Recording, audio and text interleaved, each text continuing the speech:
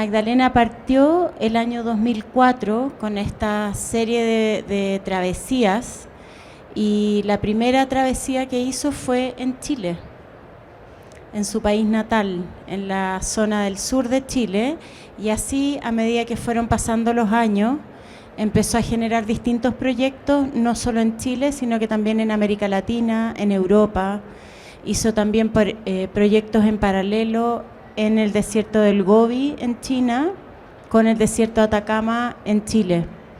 Y también me parece muy entretenido, muy interesante también cómo una mujer hace estas travesías también. Yo también, en lo personal, he hecho travesías al Amazonas, y hay una mirada de la mujer que me parece muy interesante, muy fina, muy diferente. Y me gustaría que nos fueras contando un poco de dónde surge este interés tuyo, porque también las dos somos latinoamericanas, las dos somos de Sudamérica, de un país que en el fondo en este minuto está viviendo un vuelco político, social muy importante. Y eso de alguna manera también nos marca, y marca a Magdalena también en su obra, en su cuerpo de obra. Hay ese interés que tiene de alguna manera antropológico en el ser humano que se ve en su obra, viene también de una América, de relevar lo que es América, Sudamérica sobre todo. Entonces me gustaría que nos contaras un poco, como desde lo histórico, de dónde viene también eso, porque creo que tiene mucho que ver con tus raíces, con tus orígenes en Chile y con lo que es nuestra cultura también. Eso. Bueno, ¿se oye bien? Voy a tratar de hablar alto. Primero que todo, gracias por estar aquí. La verdad es que, como dice Antonia, Chile es un país que está, Santiago de Chile está rodeado por la cordillera de los Andes, y eso hace que de alguna u otra forma estemos un poco aislados. Y yo desde pequeña, estoy hablando desde los 15 años de edad, ya tenía esa conciencia de decir, yo necesito conocer mundo. Vengo de una familia sumamente conservadora, y por lo tanto para mí era importante conocer aquellos mundos que forman parte de manera paralela a la existencia, pero que nosotros no, porque o que queda muy lejos o que es muy difícil de llegar, no tomamos conciencia de ello. Y yo me resistía a vivir en una burbuja y a desconocer y no permitirme conocer esas historias que existen de manera paralela a la nuestra, pero que en el fondo a nosotros no se nos pasa por la cabeza que existen. Y así fue que yo, a partir de los 15 años, de hecho, anécdota, nosotras tres éramos compañeras de colegio, yo siempre me subía a la micro, que es el autobús, y decía, bueno, algún día seguiré de largo, me tomaré un avión, cruzaré la cordillera de los Andes y voy a conocer el mundo entero, porque necesito conocer esos mundos y esas raíces que en general se desconocen, pero que son igualmente importantes que la que vivimos nosotros quizás. Cruzó la cordillera y nunca más volvió a Chile. Hace 26 años que no vive en Chile. Bueno, pero igual echo mucho de menos a mi país. Cuéntanos un poco de dónde viene este interés por las travesías. ¿En qué minuto tú decías para poder ir avanzando hacia Wayuu? Sí, bueno, en realidad los primeros, yo hice un doctorado en fotografía, por lo tanto siempre me interesó la investigación y me interesaba, siempre he defendido el arte desde un punto de vista antropológico, el arte que realmente no solamente sea estético, sino que rescate la parte humana. Creo que el arte tiene que concienciar, educar, ¿vale? Entonces, mis primeros trabajos fueron investigación, pero sin movimiento. Yo tengo otros proyectos que son mucho antes que Wayuu, que en realidad yo investigaba en torno a las ciudades que yo habitaba. Lo que pasa es que llegó un minuto que yo dije, yo necesito el desplazamiento, necesito conocer esas culturas. Y ahí nacen una serie de proyectos el primero, como dice Antonia, fue austral, que yo desconocía mi propio país, porque muchas veces uno habita en los países y desconoce su propio territorio. Y yo fui a la 11ª región de Aysén, que es una de las regiones más aisladas de Chile, ¿vale? Entonces mi primer travesía fue a la 11ª región de Aysén. Pero luego, a ver, lo que quiero explicar es que ningún proyecto era arbitrario, era como un cordón umbilical, es decir, uno iba forjando el otro, y ahí se iba produciendo que de uno nacía el otro, y era una secuencia. ¿Un poco eso me quieres preguntar? ¿Cómo surge Wayuu? ¿Cómo surge Wayuu? A ver, estoy en el... Vale. Hago varios viajes. Puedo citar, por ejemplo, el del desierto del Gobi, la comparación, lo que dijo Antonia. Viví durante 2 meses y medio en el desierto del Gobi, en China y en Mongolia. China es demasiado desarrollado y muy turístico, entonces yo me fui a Mongolia, ¿vale? Mongolia interior, Mongolia exterior. Y iba habitando, y lo que pasó es que me fui enganchando. ¿Por qué? Porque cada vez que iba a estos viajes, iba relativizando realmente mi vida. Y los problemas que yo tenía en España quedaban de forma de una burbuja. Entonces yo llegaba a estos sitios totalmente aislados, que las preocupaciones eran totalmente básicas. Voy a dar un ejemplo. En el desierto del Gobi, la mitad del Gobi, había una yurta, que son unas especies de carpa, donde salía el padre, la madre, el abuelo y 10 hijos, y en realidad su interés de cada día, ahora usan la moto, antes usaban los caballos, eran recorrer 15 kilómetros para recoger agua y para volver a traerla al hogar. Es decir, esos eran lo que realmente era la motivación. Y uno, cuando está en una gran ciudad, a veces sufre por pequeñeces y estupideces, y esta gente en realidad te enseña a dar importancia real a lo que realmente tiene importancia. Entonces yo, en realidad, fue como una droga para mí. Yo dije, en el fondo voy a estos lugares y finalmente son ellos los que me enseñan a mí. Y así fui encadenando. ¿Y cómo llego a Wayuu? Uno de los proyectos fue ir a la mina más alta del mundo, que es la Rinconada, que queda a 5.600 metros de altura. Es la mina de oro más alta del mundo, pero es una mina ilegal. Está ubicada en Perú. Perdón, en Perú. Sí. Es que yo, como soy profesora, me pongo a hablar y no paro. Así que si me quiere... Bueno, y entonces llegué a la mina y realmente pasé peligro de vida. Todo el mundo me dijo que no fuera, pero para mí era inevitable no conocer ese lugar. Necesitaba conocer ese lugar. De hecho, se pueden acercar a la galería de Isolina Arbulú, donde tiene un catálogo donde podéis ver imágenes de la Rinconada.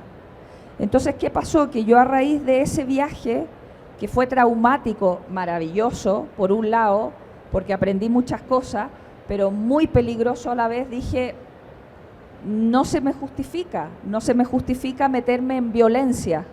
¿Qué era en concreto lo peligroso? Lo peligroso es que, al ser una mina ilegal, eran 5 propietarios.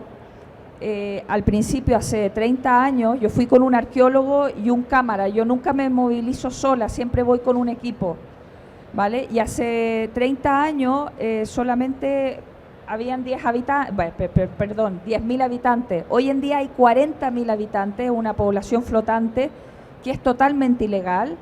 La mayoría, estos 5 propietarios de la mina, que es una mina de oro, ¿vale? No contratan a la gente, sino que los toman. Generalmente son expresidiarios que vienen de las distintas fronteras, como Chile, Bolivia, Brasil, ¿vale? Y hay una violencia y un alcoholismo espantoso. Entonces, ¿qué pasa? Que la mina ha tratado de ser, el gobierno ha tratado de estabilizarla, es decir, de formalizarla, pero por supuesto que los 5 propietarios no quieren. Entonces, hay una pugna, no hay ningún municipio que se dedique a recoger la basura, está lleno de basura, no hay agua potable, es espantosa la situación. Entonces, ¿qué pasaba? Que era muy peligroso porque pensaban que yo era un chivato. Un chivato es una persona que sopla, que cuenta. Entonces pensaban que yo en ¿Ah? Un espía. Un espía. Entonces, ¿ah? Un soplón. Un soplón. Entonces pensaban que yo iba de parte del gobierno y que iba luego a volver a Lima y los iba a denunciar. Por lo tanto, me tiraron botellas, trataron de robarme y me pasó de todo. Y de hecho me tuvo que acompañar un policía que yo pagué, pero llegó un minuto que ese policía dijo, no los puedo seguir protegiendo. Es cosa de ustedes si queréis volver o no. Entonces yo en ese minuto le dije al cámara y al arqueólogo, yo no voy a volver a entrar, porque nosotros dormíamos a 45 minutos de ese lugar. ¿Cuánto tiempo estuvieron en ese lugar? Casi un mes. Yo siempre voy a los lugares un mes como mínimo, pero es que ahí el policía dijo, mira, es que me están amenazando a mí. Entonces, ¿qué pasó? Que yo le dije al cámara, porque el cámara quería seguir, y yo le dije, mira, te metes solito, pero yo no vuelvo. Y entonces ahí se cortó el viaje y duró 3 semanas y 4 días, que fue cuando el policía dijo, paso. Bueno, a raíz de ese viaje tan traumático, es que yo me replanteo todo y digo, ¿para qué? ¿Para qué? Es decir, y empiezo, también hay una transformación en mí, en el sentido que me empieza a interesar no solo el paisaje, sino la gente que lo habita. Porque hasta ese minuto era el territorio lo más importante. Si ustedes ven las imágenes de la Rinconada, que pueden visitarla en la Galería Isolina Arbulú, son alucinantes, porque realmente son muy inspiradoras, son muy fuertes, pero yo no me detenía en el ser humano. A partir de ahí decido centrarme más que en el territorio, en la persona que lo habita, y por eso escojo Wayuu. Una pregunta, ¿el proyecto de Rinconada lo pusiste en qué parte? El proyecto de la Rinconada se puso en varios lados, se puso, a ver si hago memoria, en el Museo de Arte Contemporáneo de Santiago de Chile, estuvo en Miami, en una galería. ¿Y consta de fotografía y video? Sí. ¿O solo fotografía? No, fotografía y video. No, este es el proyecto que viene a continuación. Ahora vamos a entrar a Wayuu. Primero preguntarte de dónde nace el interés en Colombia, qué tema, por qué abordas Wayuu y no abordas otro lugar de Colombia. Cuéntanos un poco de eso. Sí, ¿cómo son las conexiones también con el territorio? ¿Hay trabajo a nivel de embajada? ¿Cómo se financian este tipo de proyectos? Porque son proyectos grandes que involucran más de una persona, más de 3 personas a veces, y a veces hay intereses en los países de financiar este tipo de proyectos. Cuéntanos un poco por dónde nace y cómo se conecta con el propio territorio. Sí. Bueno, yo tengo que confesar que nace Wayuu por el interés. Primero, sigue siendo un territorio extremo, lo van a ver en el mapa, ¿vale? Es un desierto, por lo tanto, seguía interesándome lo que era el territorio, pero también me interesa mucho el hombre que lo habita, que es el Wayuu. Es una etnia, ¿ya?, que es totalmente matriarcal, ¿ya?, y que no tienen nacionalidad. Estamos hablando de un territorio ubicado en Colombia, en la frontera con Venezuela. Ahí lo pueden ver en el mapa. Es decir, lo que se ve es que, por ejemplo, la capital es Riohacha, ¿vale? Pero todo lo que es La Guajira llega hasta arriba, hasta Nazaret. ¿Qué pasa? Que esta etnia, finalmente, el propio gobierno colombiano cedió todo este territorio a los Wayuu. Y tú no puedes entrar si los Wayuu no te lo permiten. ¿Cómo yo hago todos estos proyectos? Me consigo financiamiento, porque la mayoría, no la mayoría de las veces, siempre yo entrego y dono el material de vuelta, ¿ya? Es decir, tanto los vídeos como por ejemplo el catálogo o tal, se le dona a los que han financiado. En los catálogos se pone el logotipo, es una manera de que ellos se les retribuya también, ¿vale? Pero son proyectos de investigación antropológicos que duran y etnográficos que duran 2 años. ¿En qué consiste? Que yo primero fijo el territorio de interés, luego empiezo a hilar hilos para conseguir nativos o gente que viva en esos lugares y que me permita llegar y convivir con ellos de la misma manera, de una manera totalmente, de la misma forma que ellos, claro, natural. De la misma forma que ellos habitan. Pasemos a ver algunas imágenes y nos vas contando a medida que vas pasando las imágenes. Páselo a usted si quiere. Está bueno, era en Riohacha, un cartel que estaba pegado en una de las casas, vuelvo a repetir, Riohacha es la capital, de La Guajira. Que La Guajira es el desierto, el que acabo de decir, el desierto donde está la etnia wayú. Y se repite de nuevo esta necesidad en que el agua juega un rol muy importante en la comunidad. Todo gira en torno a la necesidad de tener agua. Sí, eso es súper importante. Paradójicamente, en el plano, en el mapa, mira, pasa para atrás, Antonia, si se fijan está rodeado de mucho mar, el océano Atlántico. Bueno, ustedes se van a creer que en Nazaret, en la parte más arriba, tienen una sola desaladora. Arriba del todo, es decir, Nazaret es la punta. Ahí está, a la izquierda, a la derecha. En la punta, más arriba del todo, la parte más arriba, hay un pueblo que se llama Nazaret. Ahí es donde se concentra más la etnia wayú. Bueno, lo fuerte es que tienen una desaladora que les ha puesto el gobierno, pero la desaladora solamente desala el 95% del agua y el resto la tiene, es decir, el 5% viene con sal del mar. Por lo tanto, hay una cantidad de infecciones gástricas, es decir, paradójicamente están rodeados de mares, pero no tienen agua potable. Cuéntanos de esta obra, que es bastante emblemática. Yo la he visto, estuve en Maco esta obra un año, en Narco, Madrid. Estuvo expuesta y también estuvo expuesta en la Galería Isolina Arbulú en Marbella. Cuéntanos esta obra. Bueno, a mí me pareció que era bellísima porque parece un árbol de Pascua, un árbol de Navidad. Yo hablo totalmente chileno. Y me pareció un árbol de Navidad, es decir, hay mucha sequía, pero mucho viento. Y por lo tanto, habían kilómetros donde uno podía percibir estos árboles que en realidad estaban llenos de bolsas, ¿ya? Que no se recogían. Si ustedes ven, lo que está detrás es bastante desértico. Por lo tanto, en el fondo son estos pequeños árboles que estaban rodeados de bolsas. Entonces a mí me impresionó y lo encontré bellísimo, es decir, de todo lo que es la sequedad. Y aparte quiero destacar una cosa en los wayú: a pesar de la sequedad, de la falta de agua, de lo extremo, nunca pierden la creatividad ni la alegría, son totalmente creativos.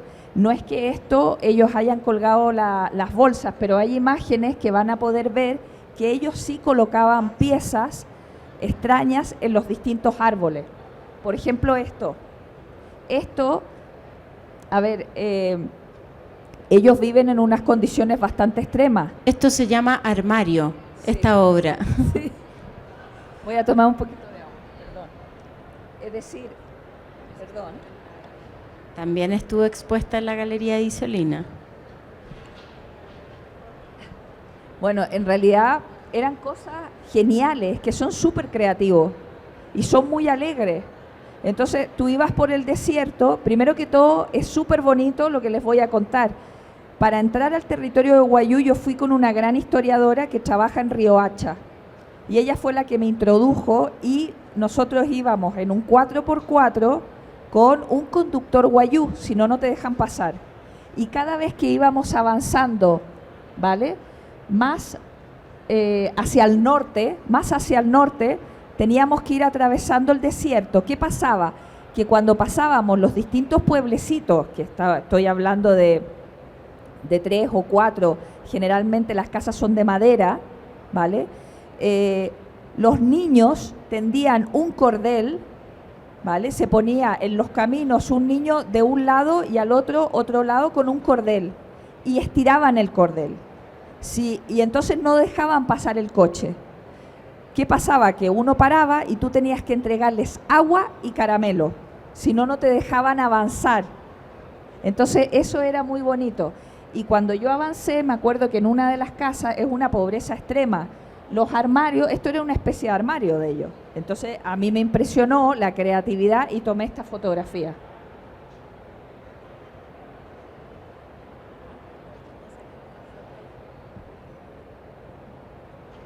Bueno, este era otro tipo de casa que estaba medio montar en el recorrido. A mí siempre me han gustado ese tipo de... En el fondo, el paso del tiempo, la historia, por qué existe esa ventana, quién puso esa puerta, quién se sentó en ese asiento, cosas que me dejaban pensar y que me animaban a retener a través de las fotografías y capturar ese instante. Una escuela, por ejemplo, cinco asientos ahí tirados, es decir, los niños van a escuelas, pero generalmente es al aire libre, es todo muy precario. Por ejemplo, este tipo de cosas que lo que yo comenté, el árbol que estaba lleno de basura, era una cosa que fue fortuita, pero esto sí lo colocaban. Ellos creen mucho en la magia. Y cuando tú te vas metiendo en sus bosques, ya, que generalmente son todos cactus, ¿vale? Ellos piensan que el que tú te metas en ellos, de alguna u otra forma, los impregnas de energías negativas. Por lo tanto, ponen muchísimos elementos. Yo me encontré con montones de cabezas de muñeca para espantar a los malos espíritus. Entonces, a mí me maravillaba ir encontrando estos objetos en el recorrer, en los distintos cactus, en los distintos bosques. Bueno, esta es otra imagen porque como falta agua y falta comida, a mí me impresionó el caballo, que estaba totalmente esquelético. Por eso cogí y tomé esta fotografía. Esta obra es muy emblemática, muy conocida. ¿Cuál es el nombre de esta obra? No tiene nombre. No tiene, es sin nombre. A ver, fue muy divertido porque en realidad ellos tienen estrechamente una relación con los animales y por lo tanto cuando yo vi a la niña con la gallina me sorprendió y me encantó. Entonces ella se enfadó conmigo porque yo le tiré no sé cuántas fotos, entonces yo le decía mírame a la cámara y no quería mirar a la cámara y era la gallina la que me miraba a mí. Entonces a mí me sorprendía que era la gallina la que me clavaba los ojos, pero en el fondo la niña no quería. Entonces en un momento que me miró y miraron las dos juntas, yo disparé. A ver, una cosa importante, este proyecto fue financiado por una mina muy importante que se llama Cerrejón. Es una mina de carbón, ¿vale? ¿Qué pasa con esto? Que al final, y se los cuento a ustedes, no quisieron que yo los pusiera en el catálogo, porque encontraron que las fotografías eran muy duras. ¿Qué pasa con Cerrejón? Que todo el agua potable, y esto me da lo mismo contarlo porque ya han pasado muchos años, si me viesen me odiarían, la extraen y en realidad se la quitan a los guayú. Es decir, supuestamente es como muy paradójico porque hacen talleres o hacen, entre comillas, que ellos ayudan a los guayú, pero lo más importante en la vida del agua se las quitan para que en el fondo funcione la mina. ¿Por qué lo cuento? Porque estos son dos trabajadores de Cerrejón que me exigieron quitarle el nombre en la chaqueta. Ellos en realidad estaban cortando madera, estaban ahí y en el fondo en un momento se tapan porque hay muchos bichos, no es que anden tapados, sino que yo los capté la fotografía cuando estaban tapados, pero en el pecho salía Cerrejón y me exigieron borrar eso.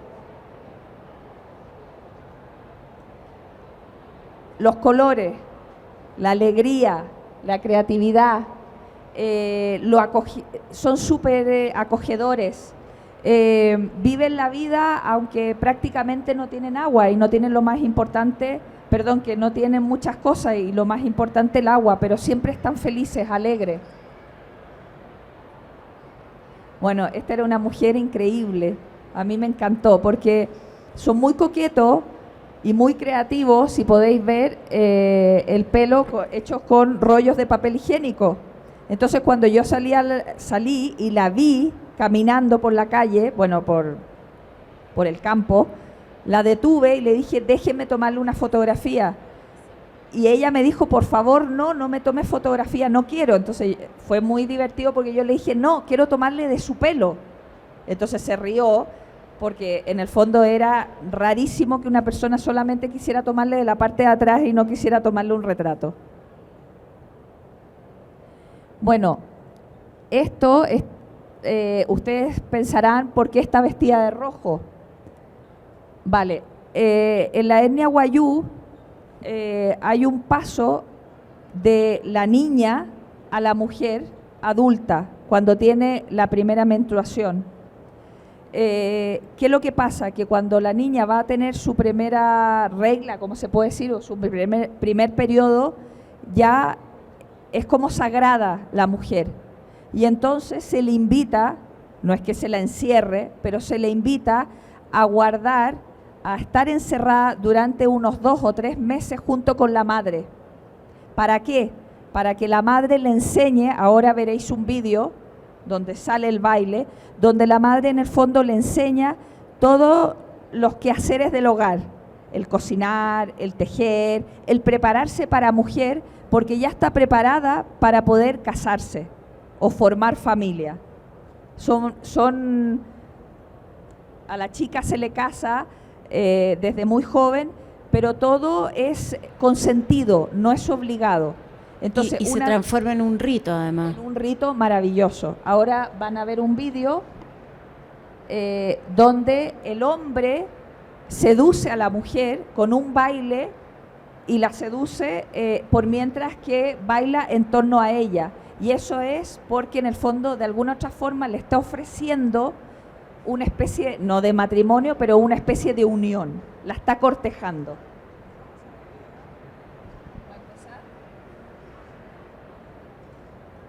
Perdón, hay 2 vídeos, pega y fiesta.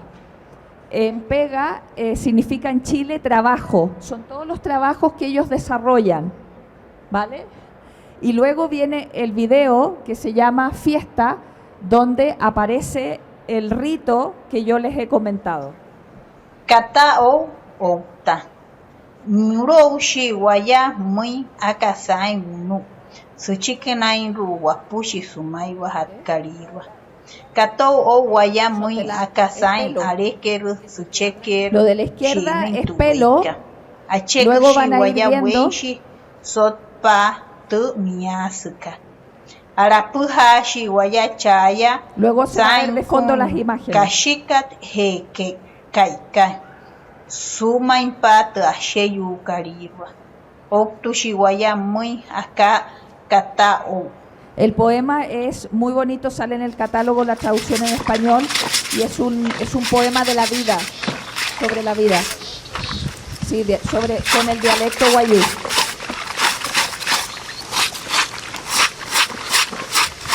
Las 3 pantallas hablan de todos los trabajos típicos de la gente wayuu, de la etnia wayuu.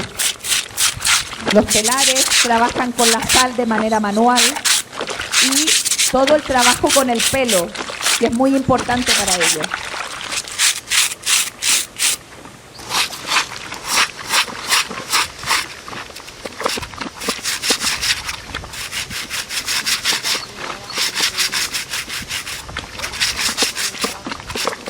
¿Cómo se reparte el trabajo entre hombres y mujeres?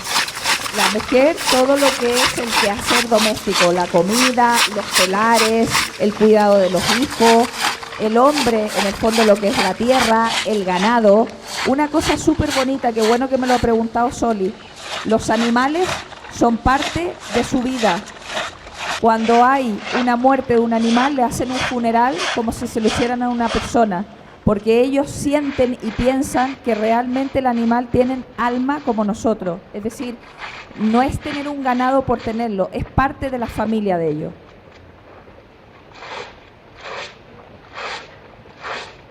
Y los hombres trabajan la sal. Solo los hombres. No, trabajan la sal, trabajan el ganado y trabajan la tierra. Son vídeos muy cortitos y ahora viene fiesta, donde se ve un juego de niños. Nosotros pasamos y les dimos agua, pero las niñas tiraron el agua.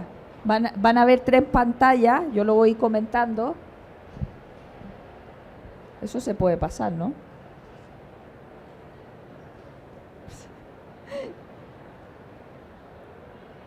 Bueno, ahora viene enseguida el otro.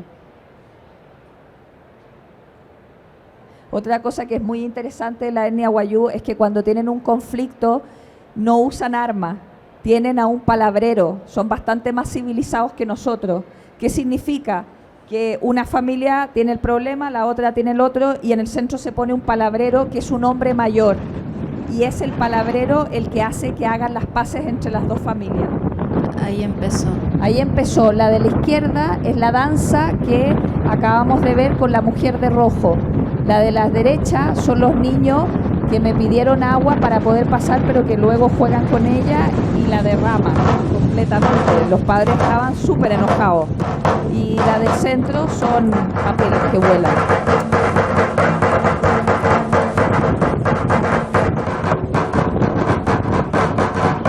El hombre va tocando un tambor y ahí la va cortejando.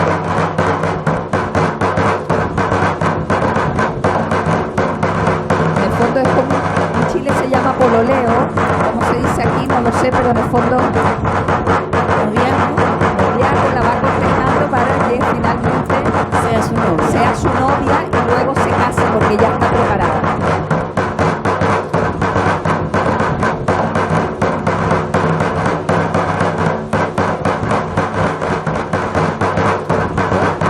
¿Ella elige la pareja o se la elige? No, ella elige la pareja, pero él la tiene que cortejar. No es llegar y llevar. ¿No? Por ejemplo, si ven en la derecha, pueden ver cómo ellos viven en pleno desierto. Es un desierto de tierra. En casas generalmente de madera, muy precarias, sin agua. Los animales que son parte importantísima de la familia. ¿Participa mucha gente en estos rituales? No, generalmente la gente que toca los tambores, la familia más cercana. Y ya está, es muy cortito el vídeo. No sé si alguien quiere hacer una pregunta. ¿Quiere saber? Ya está. Si alguien tiene alguna pregunta, algún interés de saber. Bueno, muchas gracias, que es precioso, deben ser unas experiencias fantásticas. Mira, nos has dicho que viven de la sal, del ganado, pero viven, o sea, lo venden. Sí. ¿Cómo consiguen luego la comida? Porque por lo que he visto de los animales y demás, es decir, ¿cómo es su día a día? ¿Cómo es su economía? Porque aparte del agua también necesitan más cosas. Sí, a ver, yo te confieso que lo que yo pude ver durante ese mes de convivencia con ellos es que comen muchísima carne, es decir, por ejemplo, todo lo que es verdura, muy escaso. Entonces, ¿cómo lo venden? Por ejemplo, todo lo que son los telares que se demoran un montón bajan a Riohacha, que es la capital, y ahí venden sus productos, ¿vale?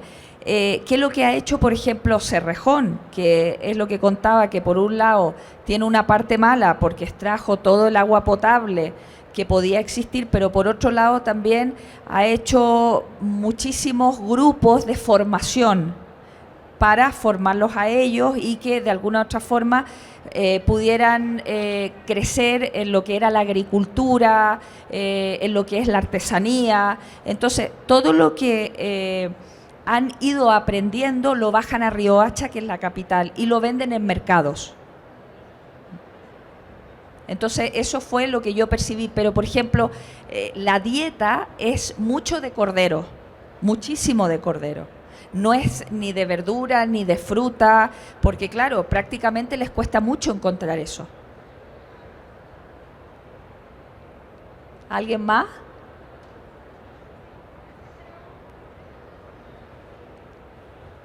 Bueno, si ¿En la actualidad siguen así o se está vaciando el territorio? No, siguen así. ¿Y cuánta gente son aproximadamente? Por lo menos unos 5 millones. ¿De Sí, personas? Sí. A ver, la última vez que yo estuve, que fue en el 2015, la etnia wayú es bastante grande, sobre todo que no tenemos que dejar de pensar que cruzan de un territorio a otro, es decir, hay una gran colonia en Venezuela y una gran colonia, que no se llama colonia, un gran grupo en Colombia, y van transitando, es decir, son nómadas, no son sedentarios. Entonces tampoco se puede estipular el número cerrado porque van de tránsito y son libremente, ellos no tienen pasaporte. Ellos pueden transitar de Venezuela y pueden volver a Colombia en el día. En ese desierto donde Sí, viven, ¿no? sí, porque hay una parte, la Alta Guajira, ya, que linda con Venezuela. Entonces ellos cruzan libremente y no se les impide nada, no les piden pasaporte. Por lo tanto, en el fondo ellos, de hecho a mí me contaban que pasaban temporadas cuando había yo fui en el 2015 y había, bueno, Venezuela sigue en un conflicto muy grande, pero en ese minuto había un conflicto mayor, entonces muchos wayú habían cruzado a Colombia para estar protegidos, pero que en el fondo pasaban temporadas tanto en Colombia como en Venezuela. Son libres. No sé si hay... ahí hay otra pregunta. Yo quisiera saber, por ejemplo, cualquier artista, fotógrafo... Uy, no le oigo nada. No se escucha. Que cualquier artista, fotógrafo, apenas amateur, ¿cómo se contacta para sacar un financiamiento, para conocer las galerías, o cómo le hacen, ¿no? Tú has platicado que ellas son tus amigas, pero entonces, ¿cómo le hace a alguien que es anónimo, que no tiene contactos? Yo creo que los contactos se los hace uno. Yo te digo, yo honestamente, toda la gente que he conocido en los distintos países es porque yo agarro el teléfono, llamo y me demoro 2 años en conectar con la gente. Y tengo 100 no Una y un cosa, sí. Espera, lo que Isolina está solo presentando el proyecto, hay todo un proceso previo que dura mucho tiempo, que es el tiempo de producción de la obra. No forzosamente ese proceso tiene que ver con una galería, ¿se entiende? Hay veces que sí, en el caso de Magdalena, ella trabaja con galerías en Chile, en España, hay galería de por medio, pero normalmente el proyecto va independiente de la galería.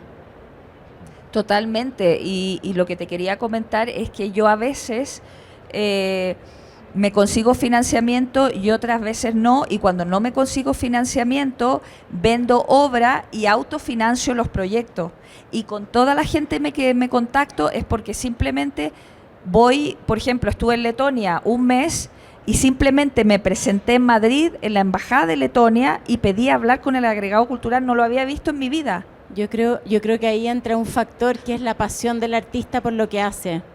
Desde ese lugar el artista encuentra la motivación, la fuerza, las ganas de tocar todas las puertas para poder comunicar lo que quiere comunicar. Dicen que una obra es un acto de comunicación, y el artista de alguna manera busca la forma de comunicar lo que quiere comunicar, desde a quién contacta, qué estudia, de qué manera se especializa, busca comunicar lo que él quiere comunicar. No sé si alguien más tiene alguna pregunta, comentario. Me gustaría, como para que vayamos cerrando, contarles un poco que nosotros estamos acá en el stand de Zona Maco Sur, número 16, pero que vinimos a Maco presentando a 2 artistas que estuvieron trabajando en plena pandemia en México. Y ahí Magdalena está presentando nuevamente una travesía, pero que esta vez es en México, en el Valle del Mezquital, con las mujeres otomíes. Entonces sería interesante también. Ella estuvo en julio del 2021 viviendo un mes con ellas en, como les digo, en el Valle del Mezquital, bastante cerca del DF. Y ahí es otro proyecto que en este minuto lo pueden ver si les interesa en nuestro stand. Y nos podrías quizás comentar como para ir cerrando.